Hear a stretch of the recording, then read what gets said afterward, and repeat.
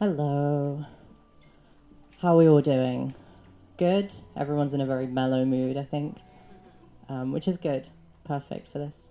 Kind of a first thing, I'm on a stage, and you are not.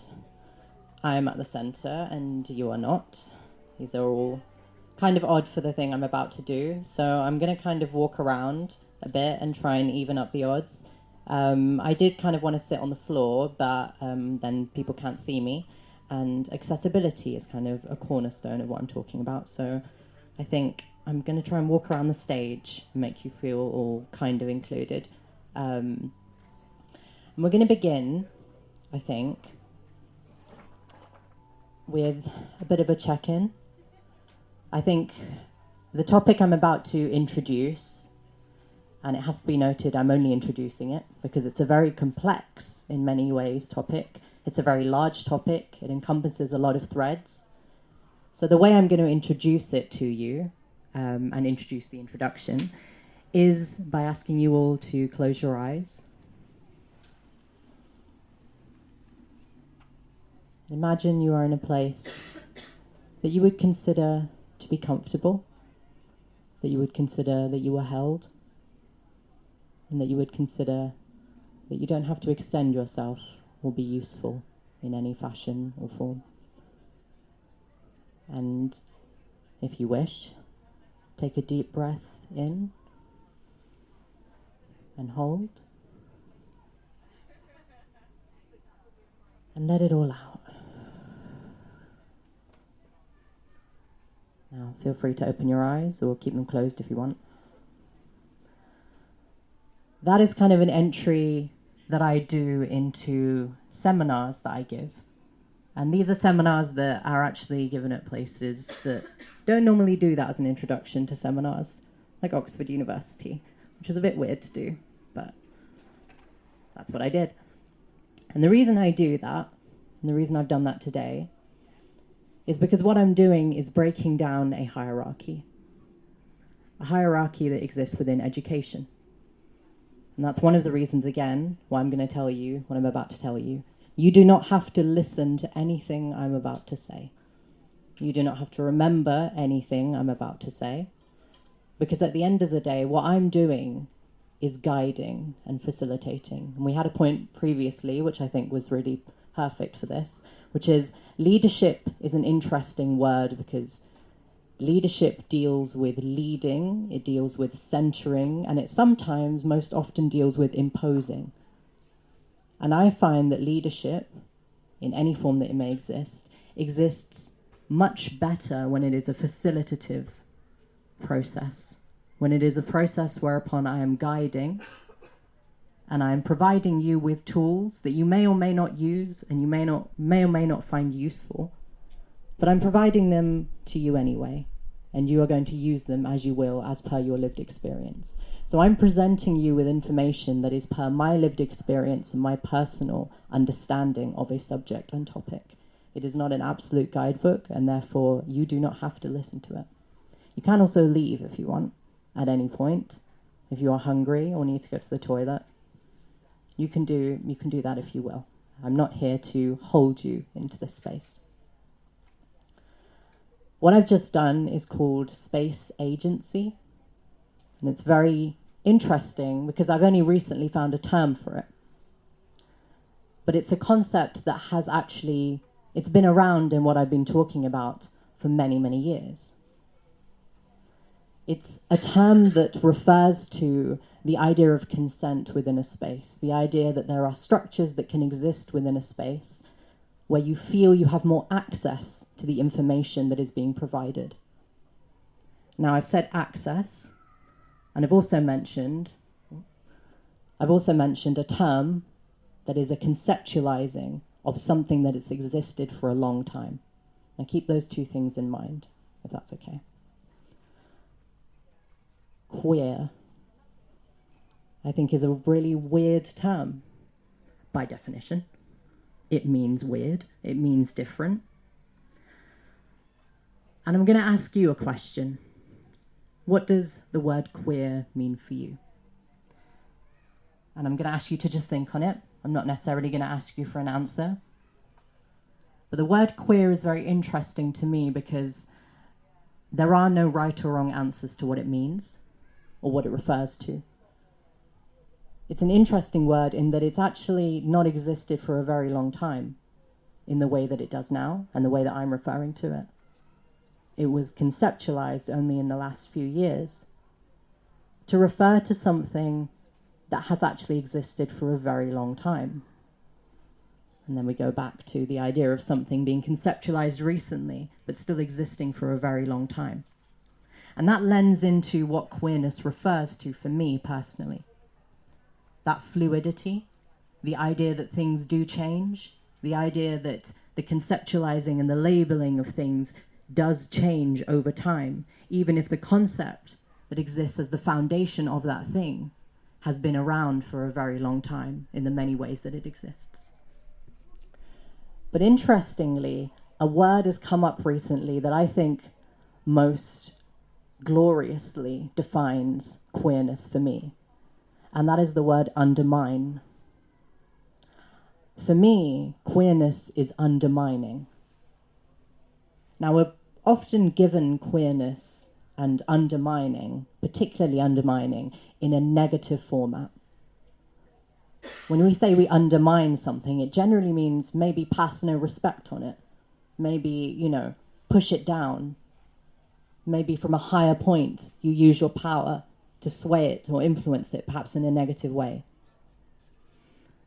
But actually, when we go into what undermine really connotates, it connotates deconstruction. It connotates an element of there are systems that existed previously, and I'm not casting them aside, but I'm undermining them. Therefore, I'm taking away the absolute power they have over me. So for me, queerness refers to the undermining of absolution. What on earth does that have to do with ecology? Well, first, and not really first, because I was trying to do that thing of breaking down the hierarchy of education. So I've said a lot of other things first, but who on earth am I and why am I here? So my name's Jasmine. My pronouns are they, she. I'm a lot of different random things that I seem to have picked up in my journey to interact with the world in a way that it nourishes me a bit better. So I'm a journalist. I write about different issues, including transness, as I am trans, queerness, as I am queer, non-binariness, I'm non-binary, my pronouns, but also my race and my identity and what that has to do with any of this. I'm Desi, which means, in terms of the diaspora that I reflect and perhaps fit into a bit better, I'm Indian Pakistani, and I have bits and pieces of other cultures and communities mixed up in that. I'm also a marine biologist and an ecologist. I'm also someone who writes and tells stories, and someone who writes poetry. And I didn't know this, but they actually have a book that I've contributed to over here. That's very nice. You can read that if you want. There's apparently only 2 of them, so you may have to fight, which I'm sure won't happen. But the idea of me coming here and talking to you about queer ecology is very strange to me, most recently, because I actually don't view queer ecology as a subject. I think it's more of an interaction. It's that undermining thing. It's an interaction with ecology. I'm interacting with a subject and a structure that has previously existed, that's previously been constructed in a certain manner, and I'm interacting with it in a way that I'm undermining it. But that's not enough, is it? Why am I undermining this structure? That kind of comes into where my identity comes in. I'm someone who grew up in inner city London. I didn't really have access to stereotypical areas of nature. I didn't have access to reserves or parks. I kind of grew up not really thinking that nature was for me at all in the stereotypical way that it was provided. However, I did link to something, and that gave me the steps forward to get into nature, and that thing was bugs. So I love bugs. I love bugs. Insects, bugs, creepy crawlies, anything with more legs or no legs or any number of legs. And they held my attention, and they were kind of a catalyst or a pathway into ecology, because I couldn't access these bigger, exotic, beautiful ideas of what nature was. These giant fields of whatever it might be in there. These giant forests, wild animals that I watched on documentaries. I loved them, and I really, really wanted to experience my interactions with them, but I couldn't access them, so they weren't really very real to me, because my perception of them stopped at perceiving them in an extended fashion, and I wasn't able to really interact with them and have an experience of that environment. But what could I have an experience of? It was insects. And insects, for me, are one of the most intersectional creatures on the planet. They are absolutely fascinating because there's so many ways they're fascinating. There is an almost, and I'm going to say unlimited, even though some would disagree, but I would disagree with them. I think there's almost an unlimited amount of ways that insects differ and are intersectional and interact differently with the systems of our world. Now, the idea that I couldn't perceive and I couldn't connect with larger nature comes back to this idea of perception. Perception, again, is something that I link quite closely to reality. You may have heard of this concept before, but the idea is that if you have a reality, it is something that you have tangibly, to certain extents, perceived and interacted with. That's your reality. Everyone has different realities. Now you might think, oh, that's kind of a pseudoscience thing. Everyone's got different realities, but we're still tethered to a similar, constant physical reality. I'd say no, I don't think we are. But then again, you don't have to listen to me. But I would say that your physical reality, the reality that you have in front of you and the reality that you touch and feel, for example, the grass, for example, plants, for example, the air you breathe, these are realities that you perceive in different fashions, in different formats. You perceive them via your senses. You perceive them via how you've lived in those places before. You perceive them in many, many different ways depending on who you are and how you differ. This is interesting because actually we build our realities. And we build our realities through constructs and constructions. And those constructs and constructions are often built in society. That's what a social construct is. It's something that's built within society. It doesn't make it unreal or real, in my opinion. It just makes it something that's built in society. For example, money is a social construct. It's a form of transaction that we built within society.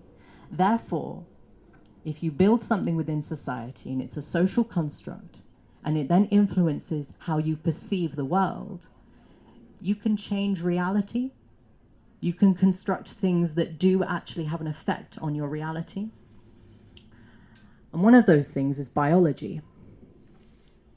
Biology and ecology is one of the most foundational sciences on the planet. It's something that people study in order to work out how systems within you and within the rest of the world work. And based off of those perceptions that people have, those assumptions, those constructions that you build within biology, those ideas of the world, we build everything else. We build our policy, we build our society, we build our ideas of each other, we build the rules in which we're supposed to live by. We build them from science and biology. But we do build biology. Biology isn't something that simply came out of the ground. And like I was saying before, with the idea of something being conceptualized recently and actually existing for a very long time previously, sometimes if something exists underlying in terms of a group of interactions or feelings or understandings of a subject, and then it's conceptualized in a certain way and labeled in a certain way by a certain someone, that can influence how you see that thing. You still with me, kind of?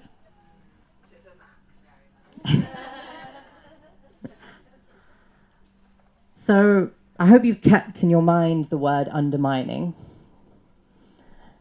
because I'm undermining biology, and I think I've kind of explained why, but not really. So I'll go into it a bit deeper. This idea of biology, where does it come from? What is it? What does it mean?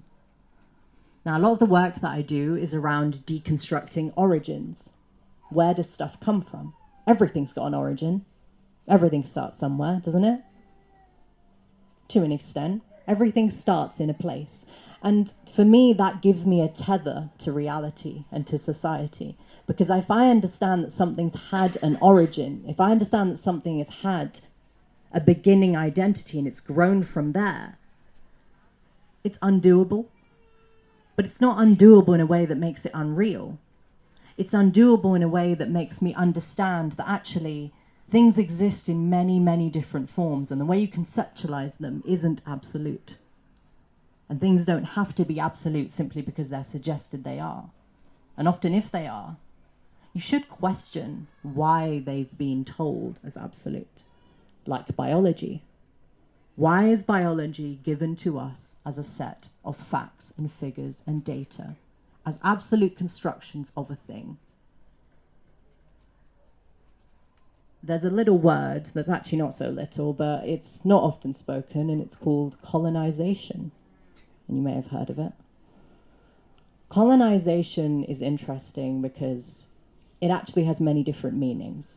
But I've managed to kind of staple a random assortment of meanings to it, and I'm going to try and explain that now. I think colonization, based on what I've read and what I've researched and what I've understood, is the occupation and exploitation of anything. That can be minds, that can be land, that can be ideologies, ideas, that can be structures, that can be anything you occupy and then you exploit. But that has consequences. If you dissect what that means, well, in order to occupy a space, there needs to be space in that space for you to get into. You need to either make space, or there needs to be space before that was empty. And if it's not empty, you need to make it seem as if it was, because then you can fill it with whatever you want. And once you're in that space, by virtue of you being able to move into that space and occupy it in a certain way, you are then able to exploit. Now, interestingly, exploitation is another complex word that we might not get a lot of time to go into. But exploitation requires you to have privilege of access. Now, privilege is another word that's kind of thrown around a lot, and not a lot of people really like it. I have a lot of opinions about it. I think that privilege is not necessarily a negative or positive word. I think it's a word that refers to access. If you have access to certain services within a certain system, you have privilege within that certain structure. If you move into a different system and you can't access those services, you are underprivileged in that context. And therefore, everyone can be privileged and underprivileged in many different contexts.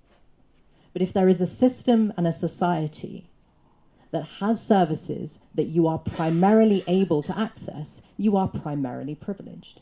Therefore, you have enough power to do what? Exploit. So therefore, colonization becomes a currency. It becomes something that you are able to do if you are more privileged within a system. If the system doesn't exist previously, you do what? You make the system. You build it. You build the system, and you are able to then be curated to that system, and therefore you can use it to exploit anything. Why would you want to exploit anything? I think that takes us to the origins of queer ecology again. Queer ecology is actually a term that was conceptualized a few years ago by someone called Dr. Catriona Sandilands in an essay that was actually really good, and you should check it out. I think it's really good. However, And Dr. Catriona Sandilands does not suggest that they made this term up. But there are a lot of people that say they invented this term. But actually, again, it's a conceptualizing of something that's existed for a very long time. And to find the origin of it, we have to go a long, long time back to the first, or one of the first dualisms, or binaries. Binaries are an interesting word. To me, binary means an interaction between two things. More or less, that's what a binary is. If you go back to one of the original dualisms, which, based on what I've read, is humans versus nature, this is an idea that was brought about, again, by imposed reality, by imposed construction of systems. So we're going back to our colonialist model, our colonization. Certain states, certain groups, certain organizations in the past moved into lands due to where they were exploring or where they were taking resources from, and they moved into lands that actually they found people already lived in. Indigenous tribal communities, people who were living upon the land and living intertwined with the wildlife, with the nature, with whatever they had over there, with the resources that they were taking in a regenerative fashion. They found that these people were living in harmony with nature in those environments. Unfortunately, that doesn't really work for colonization.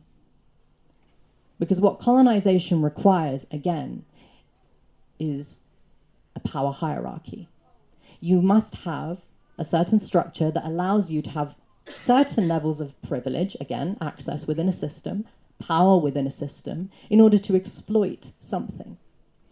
But if you are in an environment where the humans and the wildlife have a mutual respect of each other, where they are on a similar level of respect, where the fluctuations of their identity actually allows each of them to exist in harmony with each other, that system of exploitation doesn't work anymore. So a new system was imposed by this colonialist mechanism and these peoples. And this structure was humans versus nature. And the idea is, and it's conceptualized most recently as something called speciesism. It's the idea that humans are inherently different from other animals simply because we are humans. That came about, again, via this model of exploitation, turning nature into a resource allowed humanity and the people moving into that environment to exploit nature in a way that meant there were zero repercussions, or there were less repercussions. And it meant that it was easier. It was easier to convince the wider population to exploit those resources. The rebellion against that dualism by the indigenous folk and the indigenous communities that continues to this day, the rebellion against the idea that humans and nature are inherently different, is the start of queer ecology. It is an undermining of a previous or imposed hierarchical structure upon a system or within a system. And it is the undermining of that structure, not just because you want to undermine it for the sake of undermining it. I mean, you can do that if you want. But it's undermining for the purpose of deconstructing that system so that you may live more sustainably and harmoniously within that system and structure. Queering ecology for me is inherently about that undermining and that deconstruction, because what you are doing is you are looking at the structures of biology and ecology that are given to us as absolutes and that have been built and constructed as a system to tell us how to understand biology and biological systems and therefore the world. And it's been given to us and we are needing to go along with it. And actually, I would rather undermine it. And one of the things that's led me to that is my identity. I've said I'm trans, I'm queer. Those are interesting words for me. The words queer and trans are actually quite Eurocentric words. They are words that were come up with in the last few years, again, by mainly white mainly Eurocentric, actually quite heteronormative, which in this case means a standard of normality that exists within heterosexuality. These terms were only come up with recently, so the way that I interact with them is very interesting as someone who is not within those communities. I often find I'm quite limited by them. Now, this is quite useful for querying anything, because what I'm looking at is the origin of a term, of an absolute structure, of an identity. And I'm looking at that term, and I'm thinking it has an origin.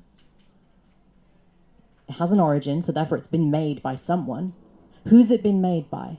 Where did they come up with that term? Where did it come from? And how is it being used in the current system we're in? How do you do that with biology? Because biology is quite a complicated subject. And I found studying it was actually very, very difficult, because it was given to me in all of these very numerical, very stats-based, very absolute ways and fashions and formats. And undermining that can be very difficult without using facts and figures and data and normative methods of undermining. But then you kind of find yourself at square one again, because you're just using the same methods to undermine the structure, and actually you've just found another format of absolution, which is why I'm like, queer ecology is not a subject. It's an interaction with a subject. I'm not providing you with another subject to learn about. I'm providing you with a toolkit that could be broken, a toolkit that you may use or you may not use, like science. Science is not a guidebook, in my opinion. It's not something that's absolute. It is a toolbox. And I often go into seminars and I say things like, science is an art, and they get really angry, and it's quite funny. Science is the art of asking questions. It is an art. It should be moldable as an art. It should have creativity intertwined within it. And the ways that we can understand how to do this is via blueprints and guidance and futurisms.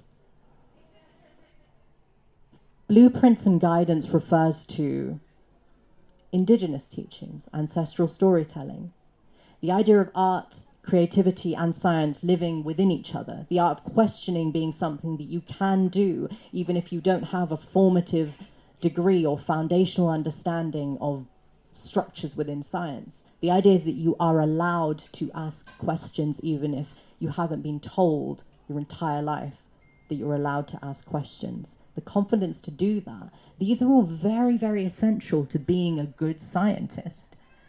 And most of us can do them without a degree in science. Now, these ideas do exist in indigenous communities, in ancestral storytelling and ancestral learning. So therefore, we don't have to just reinvent things. They do exist. However, I'm not a big advocate for taking stuff apart, going backwards, and erasing all the different pieces. And I'll explain what I mean. Coming back to this idea of reality. Now you'll notice I haven't said something like binaries aren't real and spectrums are. And you also notice I haven't said something like money isn't real, even though it's a social construct. Because like I've just said, social constructs are real. Because what's reality? It's a perspective, isn't it? It's a perspective of interaction. You deal with reality via interacting with it. So therefore, maybe, if something is a construct and it affects you, therefore it is real. Now going back to the binaries thing, when people come to me and suggest that binaries aren't real and spectrums are, that's very much an opinion and view and perspective that you can have. Because again, the reality of it is very much intrinsic to you. But to suggest that something isn't real, you would have to go into the definitions of reality. Now, binaries and spectrums are identification systems. They can exist together. And let's do a bit of just hit the microphone. Let's do a bit, I've got too many piercings. Oh God, I sound like my parents. Let's go into a bit of biology, because that's why I'm here, apparently. and binaries and spectrums. Now, do we all love a really, really popular thing? Chromosomal binary identification systems. Yes. No. Chromosomal binary identification system. That's a very long word. What does it refer to? It refers to the ways that you identify chromosomes, primarily or majoritively within society. We use our little letters, X and Y. It's actually the most foundational argument that people who don't like trans people like to go through when they've fallen over with all the other arguments. They kind of go to that one at the end and suggest that actually, on a base level though, even if you decide to go against all the societal norms and make up reality, there's still this one reality that pulls us all together. We're all X's and Y's. It's an identification system. The clue's in the name. It's a system. It is invented. It is invented to do what? It's invented to identify. So it is real because it's a reality. It's a reality of interaction. You've interacted with a certain thing. You've made a decision and assumption of it. And you've purposed it and packaged it as a structure. But what you've done now is you've said, oh no, but that's absolutely how everything works. That's definitely how everything works. It's not just the way that I just interacted with it, because we don't talk about that. Now, chromosomal binary identification system, I think, is quite a good way of explaining how binaries and spectrums both exist and also both don't. Because chromosomes, and you'll love this, are like shelves. Chromosomes are like shelves. They have lots of different things on them. So imagine you've got a bunch of shelves and you've got a bunch of different objects and items on those shelves. Different shelves have different items on them, but sometimes the same people go to the same shelf and they pick up the same object, but they do a different thing with it. Now, if you try and imagine everyone in this room going to a different number of shelves that have different numbers of objects on them, and they sometimes go to the same shelf maybe 3 times, and someone never goes to the same shelf, that's quite complicated. You can't really conceptualize that very easily, can you? There's almost an infinite number of ways that everyone could interact with those little bits and pieces on those shelves. The people in these examples are the structures that exist within your body, the proteins, the molecular structures, the contraptions that fly around your body all the time. The shelves are your chromosomes, and the stuff on them is how the stuff in your body is interacting with those chromosomes. It's very individual, and it's very, very fluctuative, and it's very flexible. It's very hard to conceptualize how a chromosome influences how people exist. Now, what's that got to do with anything, except for the word chromosome? Well, if you are suggesting to me that chromosomes exist in a binary, and that is it, they are X and Y, and that is it, and that influences how you look, live, exist, sing, do anything, that doesn't really work with the idea that chromosomes are shelves and the whole idea that I've just given you, does it?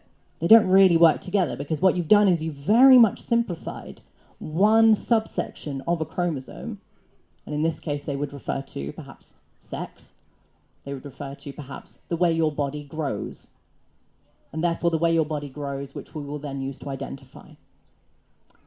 Now actually, if we look at chromosomes and their structures, and let's put the shelf thing to the side here, because otherwise we'll get a bit complicated. X and Y is a binary, right? It's 2 things. They are interacting with each other. But there are other types of chromosomal structures. Sometimes you've got an extra X. Sometimes you have another letter. That doesn't mean that that binary doesn't exist. But there are other ways of these chromosomes interacting.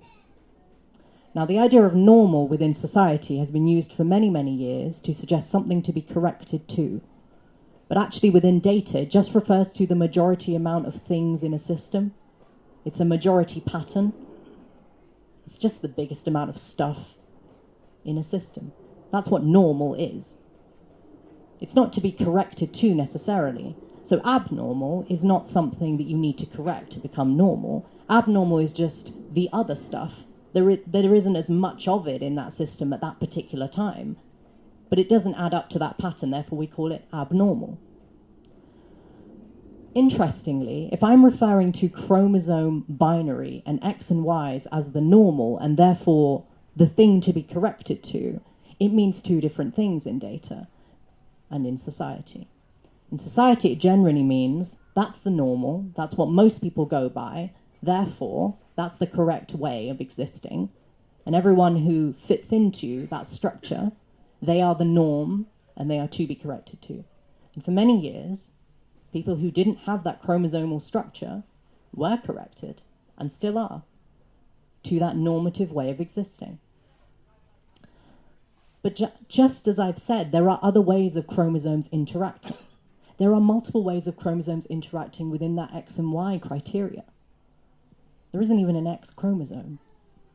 The letter X for that chromosome isn't really referring to the shape of that. It's referring to the fact that that chromosome was unknown for a long time, and so they called it X. It's starting to unravel a bit. This model's not really working. The X doesn't really refer to anything. The Y is another interactive chromosome. They interact very differently within our bodies in very different ways. There are other types of chromosomes that exist. This binary exists within a spectrum. So binaries can exist, but they exist within a spectrum. And therefore, what are they? Well, they're an identification system. And that spectrum is also an identification system. Now notice how that is constructed and given to us as an absolute way of looking at things. And we are suggested to correct. We are suggested to correct to be that way of identifying things. A lot of that happens in biology. And this comes down to, once again, colonialism, capitalism, and centricity and absolution. At the moment, an earring is playing truant and trying to get out of my ear. That is why I keep reaching up to my ear, sorry. I haven't got like an earpiece or anything. I'm just going to leave that for now. If you are presented with an absolute fashion or way of looking at things, and you are told that is the only way of existing, that is a form of colonization. Your format of existing, your way of thinking, has been occupied and then exploited, I think, primarily. If you're being told what to do and you're like, oh, I don't really agree with that, or that doesn't really make sense, and they're saying, no, but we've got lots of facts, so, data, that's absolute. As we've just said, data can exist. It's definitely not tampered with at all. We've just had an election. Therefore, if you are presented with all these facts and figures and you are told that's the absolute way of existing, I think that requires a hierarchy to exist, does it not? Because a hierarchy must exist, as we've just said, in order to exploit, in order to construct, in order to tell someone to do something without repercussion, in order to turn something into a resource without repercussion. Hierarchies exist with power, so therefore you create a power dynamic. You sometimes create a power dynamic by suggesting that some things are better than others simply because they inherently just are. Speciesism, we've just talked about that. In order for speciesism to exist, you have to create an identification system, because you have to be able, I don't know what this means, I've just realised, I could be running out of time and I'm not really sure. Speciesism needs an identification system. Why does it need an identification system? Well, it needs an identification system because, as I've just said, you need to identify something as being better than something else. And the only way you can do that is by turning things into absolute ways of existing. You exist as something, you tick these number of boxes, therefore you are this particular object, item, animal, organism, person. Therefore, if majority of you tick those boxes, you can be the norm, you can be the majority, and therefore everything will need to correct you because you are the norm, therefore you are the majoritative way of existing, therefore you are correct.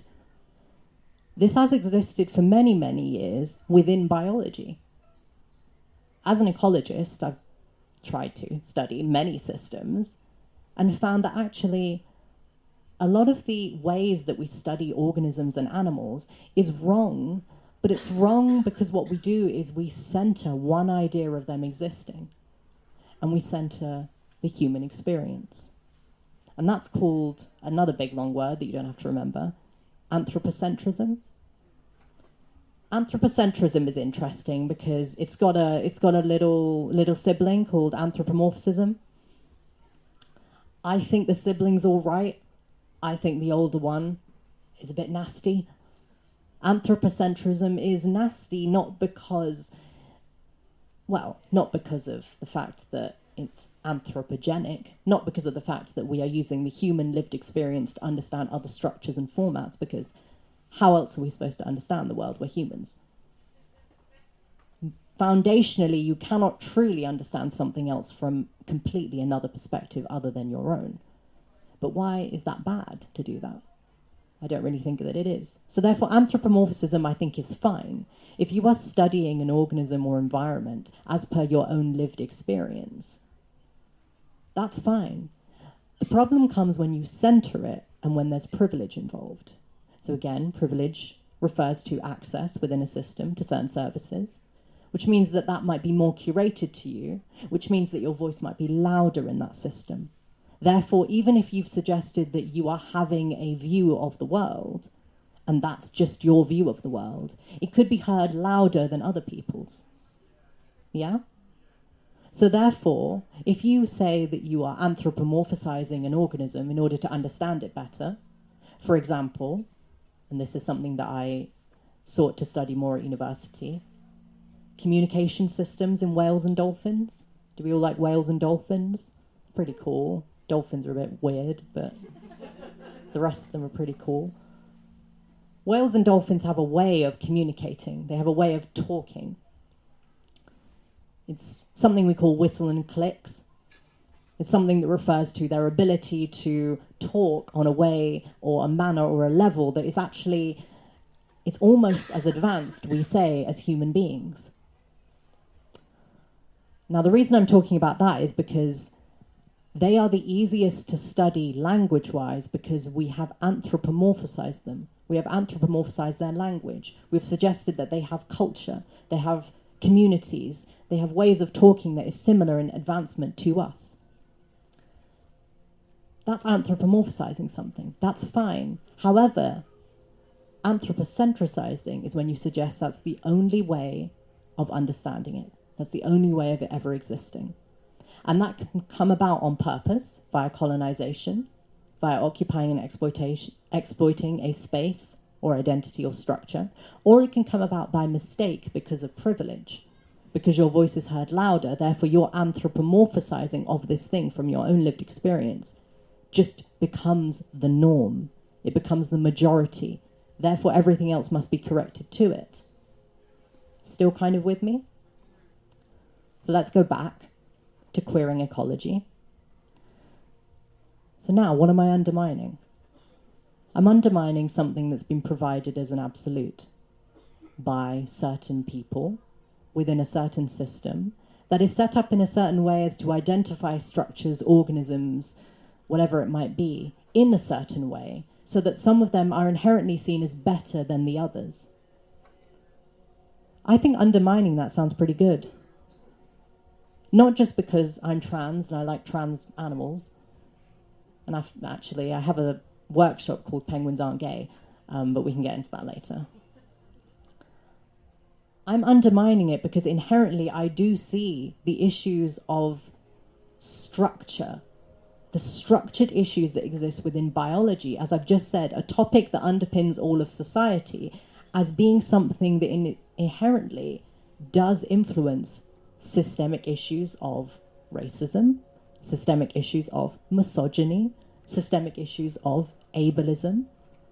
These are systemic in that they exist within and intertwined in our systems, and they're quite toxic because they stop people from doing things, they limit their access, they make people underprivileged within certain systems. Therefore, to undermine that structure, that's pretty cool. I still haven't really got around to how I do that. So let's look at what I'm about to embark on in a PhD, which is really horrible and scary. It's insect neurology, which is a bit odd. The ways, oh, maybe not. Apparently some people think about how insects think all the time. I think you should do a PhD. Insects think. They think. That's weird, I think. It's weird because actually a couple of years ago we didn't even think they breathed. Because they are so very different in the structures and manners and ways that they exist to humans that it was almost, again, so difficult to conceptualize the fact that they did similar things as we did that it was considered to be ridiculous. They just can't do that. That's just not something that happens.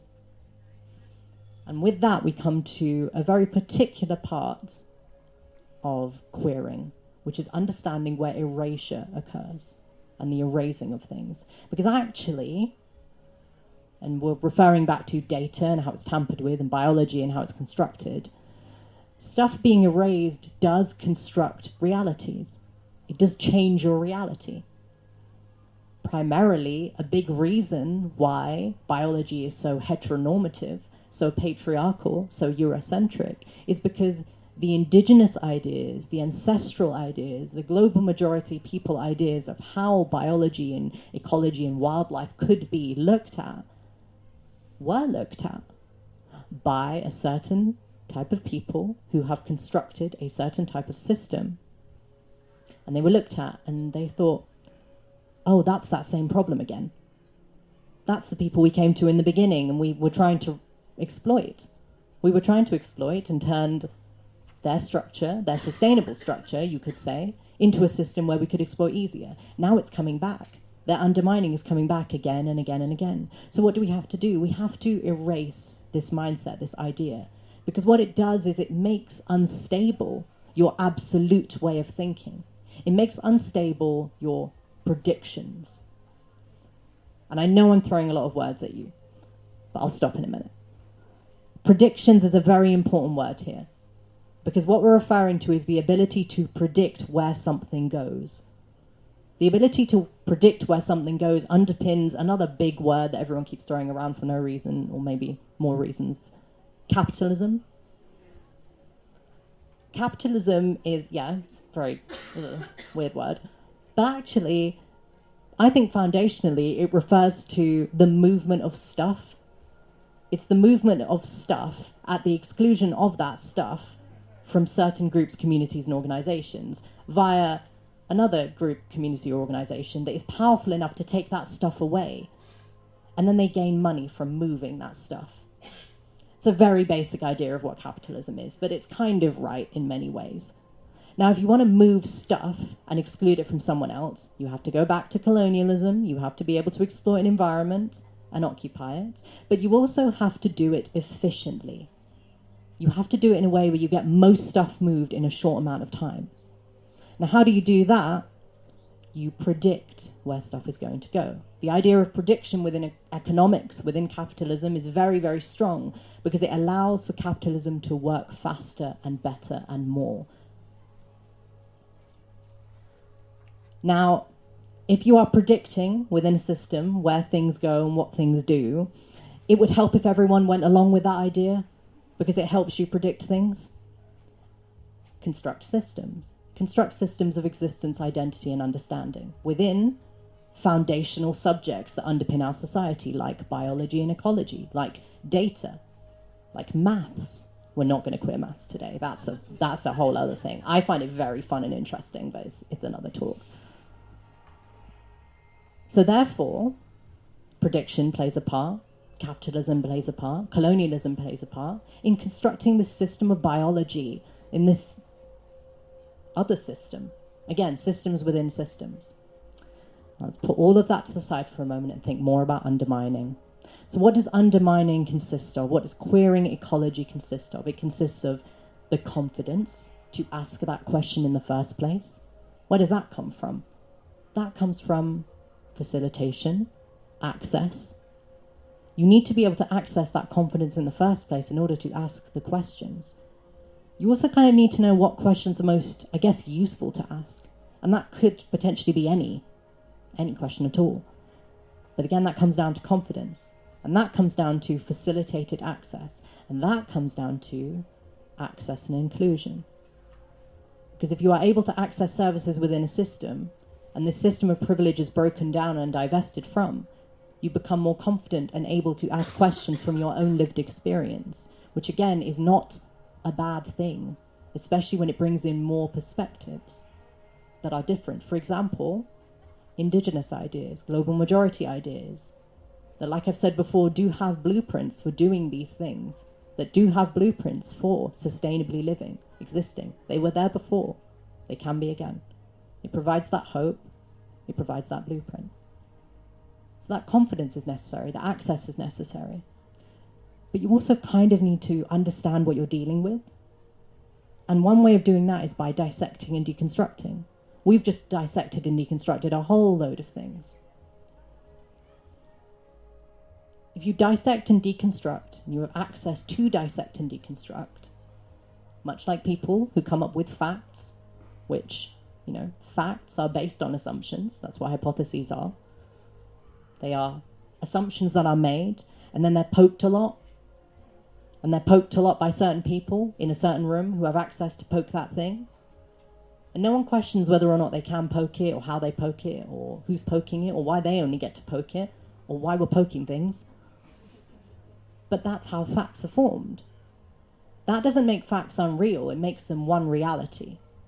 And the idea that something can exist as one reality and one reality only is something that we've just broken down, because it doesn't really make sense in terms of perspective.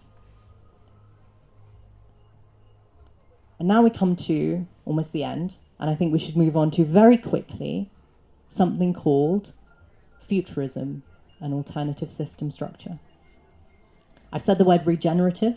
I prefer that word over sustainable. Why? Well, sustainable to me suggests one thing. It suggests absolution. It suggests a system that needs to keep going on and on and on forever and helping everyone. But we seem to have already had that. That's a system that exists right now. It's going on and on and on forever, and it's not helping everyone, because it's primarily been curated and created by a certain type of people for a certain type of people. I prefer the term regenerative because it provides this idea that we can have a fluctuating, ever-evolving structure that can change. Again, flexibility and fluidity. It can change. It might be a conceptualized idea that's existed for many, many years, but it's only been termed now, and it can change later, much like the term queer, much like the structures that we identify within biology. I'm not suggesting that science isn't real, that biology isn't real. I am a biologist, but I am suggesting that it's kind of ridiculous to give it to anyone as an absolute idea of anything that will never ever change and never has. So therefore, regenerative futures and alternative structures are necessary. How can we do that? Well, we look at blueprints. But how do we do that at the same time as leaving the toxic systems? Well, the clue's in the name. You need to do it at the same time. You need to be able to build alternative structures and systems of understanding things, whilst divesting from previous systems that are seen as toxifying you, as limiting you, as not providing you privilege and access. That's what queering is, I think. It's undermining, but it's also building alternative structures. And within my book, it's not my book, within a book that I've written a chapter of, I give a number of anecdotes about why I think queering has these structures within it, what I think queering ecology is, and what on earth and where on earth we could go with it. That's my personal view again. These have all been my personal ideas and understandings of the interactions I have with a subject. Oh, it's raining. The rain's telling me to stop talking. I think I'm almost at the end of my talk. I didn't do very much walking around, so I'm sorry about that. But at the end of the day, through this process, and again, the reason I told you not to really listen to the facts and figures that I had, the reason that I didn't go into a lot of data collection and construction, is because I do believe that the process of questioning, the process of divestment and the process of building these structures as per the guidance of certain communities and people who are centered within them is what's necessary. It's not necessarily about the facts and figures. They do help sometimes, but I don't think you need to remember them. So I do hope that after this talk, you look at anything you would consider normal and you question why it's normal, who came up with the fact that it is normal. If it's normal, does that mean it's the majorative way of doing it? And that doesn't make it something to be corrected to, but why is it that majorative way? Who constructed that system?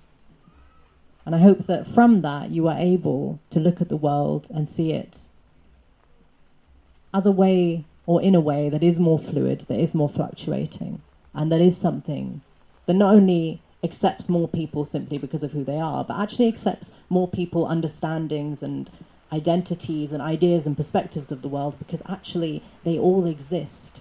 It's just about our reckoning and interaction with how they exist and why they exist. I think I'm done.